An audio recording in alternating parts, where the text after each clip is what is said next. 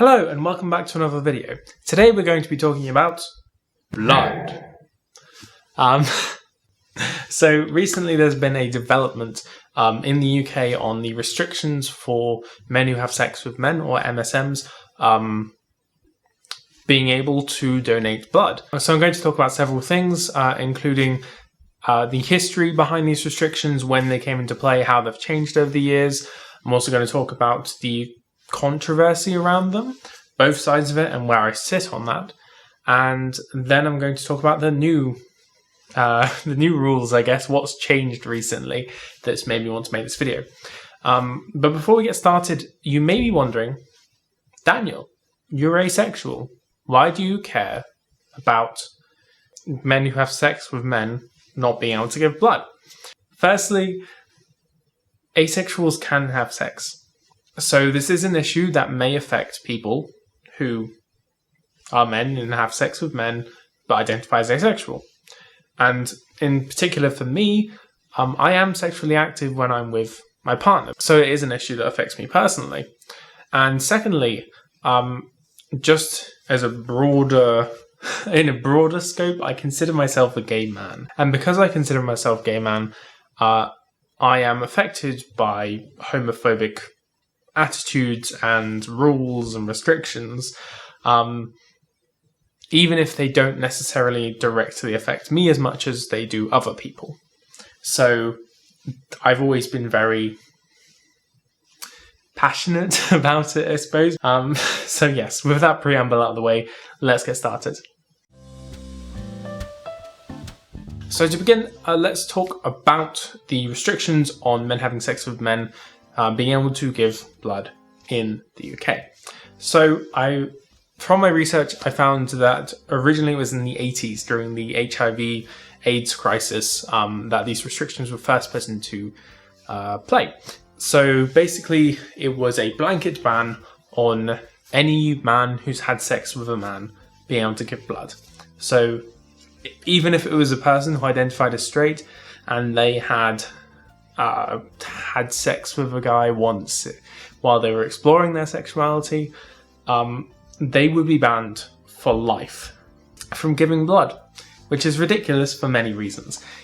That means that even if someone had sex years ago and had tested negative for HIV, tested negative for other STIs, and were perfectly healthy, they wouldn't be able to give blood. And you may be thinking the 80s were a long time ago, and they kind of were. At this point, it's like 40 years. So obviously they're not going to have progressive views on these sorts of things. Yes, that's true. It was because of the situation at the time that came into place, and it is understandable from the point of a large proportion of the gay male population being affected by the HIV and AIDS crisis, that they would want to protect the blood supply by doing this. However, it wasn't until 2011, which at this point was 9 years ago, that these rules were changed. In September 2011, they changed it from a lifetime ban to a year-long ban. So basically, if you'd had anal or oral sex with another guy, if you were a male, within the last year, then you weren't able to give blood. Now, at face value, this seems a lot better, and objectively, it is better, but if you consider gay men and the proportion of them who wouldn't have had sex in the last year, I think that's going to be a very small number. It's almost like you have to make a choice between being abstinent, being celibate for a year just so you can give blood, or having sex, which is not a choice that people should have to make. So a year-long restriction is ridiculous. And then we get to 2017. In 2017, this restriction was shortened once again to 3 months. So if you had anal or oral sex with another man within the last 3 months, you weren't able to give blood. And this was something that affected me, because that was when I was coming to terms with my orientation and coming out, and I just had my first boyfriend, and I wasn't able to give blood because I'd had sex more recently than that. So I remember seeing the news that this length had been shortened, and I was like, great, this is really good. But for a lot of people, if they're in a relationship, they'll want sex more than once every 3 months. So yeah, and then that gets us on to today. But before I talk about like what the updated rules are, what they look like now, I just want to talk a bit about the controversy around these restrictions. So I've kind of already touched on it a little bit, but I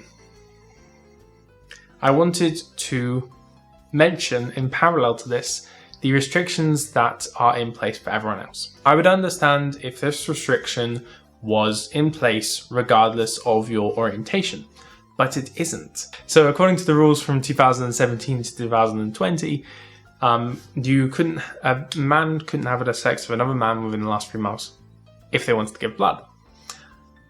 But let's take the other example, a man having sex with a woman. What could they do?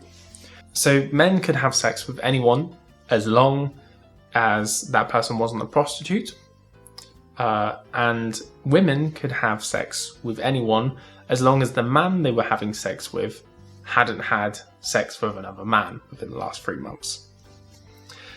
So, just to give you an example, this means that a gay man who is in a committed monogamous relationship with their boyfriend or husband, and who both tested negative for any STIs, and they only had sex with each other, they wouldn't be able to give blood. But if you take a straight man who in the last week had every day of that week had sex with a different woman, none of them were prostitutes, but they met them all online, didn't know anything about them, and it was unprotected sex, no protection whatsoever, they could give blood just fine. Now, if you don't see the double standard in that, then I don't know what else would convince you. It's obvious that the homophobia that was present in these rules and restrictions when they started is still present now, or at least up until recently. And it frustrates me because it's blatantly obvious that there is this double standard. And the reasoning behind it is that men who have sex with men are allegedly more likely to catch certain infections. Now, I'm not an authority in this. I don't know the statistics. I haven't had time to look them up because I've got a bit of a short week this week. So I do recommend you look them up yourselves, and I will try to put some links in for reference. But and I know that anal sex is the form of sex which is most likely to transmit sexual STIs. But the fact remains that there is this humongous double standard where straight men can have sex with as many women as they want to, but as soon as they have sex with a man, they can't give blood. And yeah, so I guess you can see what kind of side of the argument I sit on.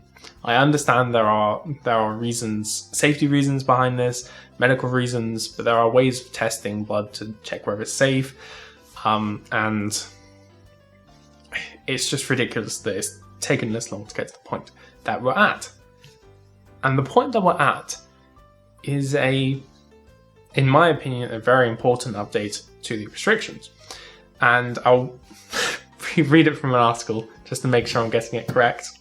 So as you remember, this ban for men having sex with men was originally a blanket ban. And reading from the BBC's news article on it, which I'll link in the description below, The changes to the restrictions will be implemented by summer 2021, and all blood donors who have had one sexual partner and who have been with their sexual partner for more than 3 months will now be eligible to donate regardless of their gender, the gender of their partner, or the type of sex they have. So, this is good because it means that, like my example, people who are in committed relationships, committed monogamous relationships, and they're having safe sex and they're both negative for sexually transmitted infections will be able to give blood regardless of the genders of the people involved, regardless of what type of sex they're having, regardless of their orientation, which is tons better. It doesn't change the fact that there is still this kind of discrepancy between the way straight men and gay men are treated in some aspects when they're not in a committed monogamous relationship, but it's definitely going to catch a lot more people, myself included, who will now be able to give blood when they haven't been able to before.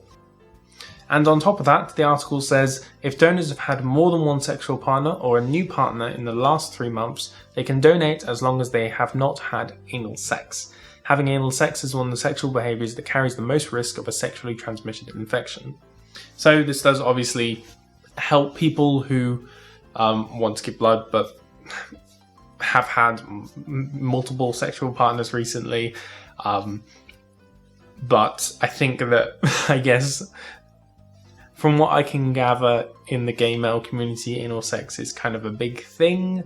Like, majority of gay people when having sex will have anal sex. In my eyes, this is a tremendous development. It's taken a really long time to get to this point. I think it definitely should have happened a lot sooner because it was easy to see the hypocrisy in those rules. But yeah, it's getting better, and that's the important thing. And I welcome these changes because now I will be able to give blood pretty much as frequently as I am able to do. I know this topic hasn't really been about asexuality. I hope you don't mind. I do sometimes like talking about LGBT plus issues, and this is something that I've really cared about passionately for a long time. So I hope that came through, and I hope you've learned something. I hope it's been informative. I hope it's been enjoyable. So this will actually be the last video before I break up for Christmas. I'm going to be going home, so I'll take a couple of weeks off, but I'll be back. The first video next year will be on the 9th of January, hopefully. If you didn't see the last video, I was just asking for some input on what to do with the channel going forward. I have some ideas, and your feedback and your criticisms and everything you wrote down in the comments has been incredibly useful. Also, if you have something to say about this topic, something to add, tell me. Put it down in the comments. Let me know where you sit on the side of controversy, especially if you think that it is reasonable that these rules exist, because I would like to hear the reasoning behind that, and I would like to have a discussion about it. If you enjoyed this video, then please leave a like. I post videos every Saturday, so if you want to see more, then feel free to subscribe. That is all I had to say today. Have a wonderful day, and I shall see you next time. And next time will be in the new year, so have a wonderful Christmas. But yeah, otherwise, if you enjoyed this video, then please leave a like. I post videos every Saturday, so if you want to see more, then feel free to subscribe.